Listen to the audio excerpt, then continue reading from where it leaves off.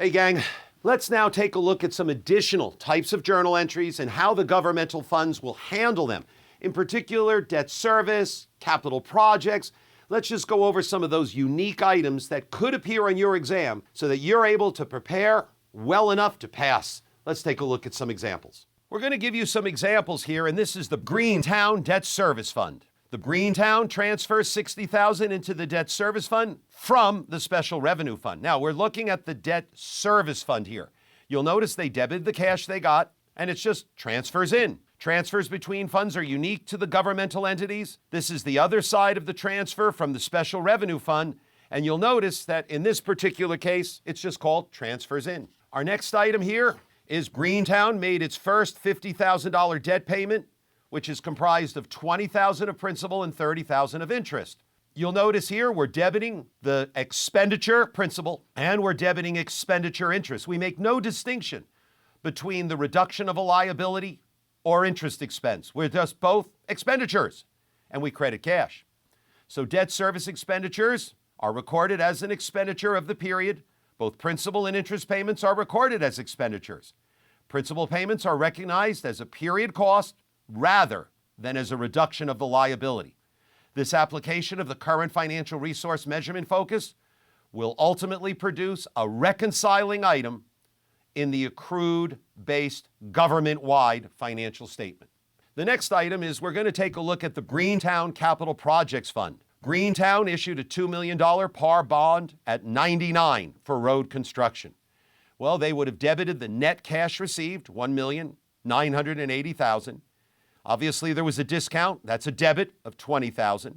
And of course, the bond proceeds. In this particular case, we're going to show the liability there, and its bond proceeds, $2 million. Now remember, the capital projects doesn't carry the item. They just consider it other financing sources. So you'll notice that the bond proceeds are not recorded in the debt service fund. The debt service fund is only used to accumulate the proceeds for and payment of government fund debt. But the debt itself is accounted for in the fund related to the purpose of the debt. In this case, the bond is for road construction, and the bond proceeds are recognized in a capital projects fund as proceeds, not as a liability. Greentown's debt in bond proceeds are recorded at par, and any market adjustment shown as a discount, which we showed as a $20,000 amount. The use of the current financial resources measurement focus results in a current recognition of non-current debt as proceeds rather than as a liability, long-term debt. This difference is a source of a reconciling item between the funds and the government-wide presentation. The next item that we're going to see is Greentown issues purchase orders to vendors for $1.5 million for road construction. Well, you're going to encumber the money, right? We use BABA accounting, so we'll set up an encumbrance and credit budgetary control.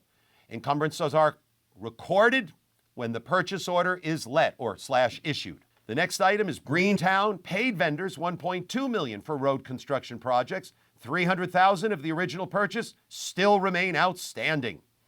So in this case, we debit expenditure for $1.2 million and lay out the cash with a credit for $1.2 million. And we're going to reverse the encumbrance. So notice we get rid of the encumbrance at this case. Well, this case, we actually get rid of the amount that came in and the budgetary control. Now, the other $300,000, if it's outstanding at year end and it doesn't lapse, we'll reverse that and put that into a restricted fund balance.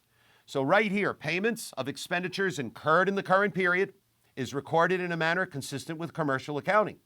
The use of the current financial resource measurement focus, however, results in a recognition of a current expenditure rather than setting it up as a capital asset. This difference is a source of a reconciling item between the fund financials and the government-wide financial statements that we'll see in our next chapter.